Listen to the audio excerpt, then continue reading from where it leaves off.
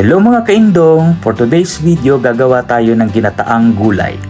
So ang panahog natin, meron tayong hipon, sitaw, okra, sigarilyas, bunga ng malunggay, kalabasa at talong.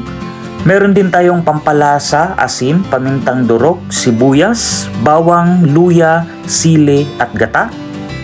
So ito yung mga ingredients na gagamitin natin.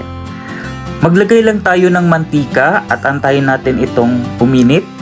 Pag ito'y mainit na, isunod natin yung bawang. Antayin din natin mag golden brown siya bago natin isunod yung sibuyas. So, after ng sibuyas, ilagay naman natin yung luya at saka yung sili. Tapos, isunod na din natin yung hipon natin. Ayan, tapos ihalo lang natin at takpan natin ng mga 1 to 2 minutes. After 1 to 2 minutes, isunod naman natin yung mga gulay, pero uunahin natin yung mga gulay na medyo matitigas, kagaya ng kalabasa at itong bunga ng malunggay. Tapos haluin lang natin, takpan ulit natin ng mga 1 minute, and then isunod naman natin yung natirang gulay, kagaya ng sitaw, sigarilyas, okra, at pati na din yung talong. So ihalo-halo lang natin. After nyan, isunod natin yung gata. So yung gata natin dito guys, depende po sa inyo kung gaano kadami yung gata.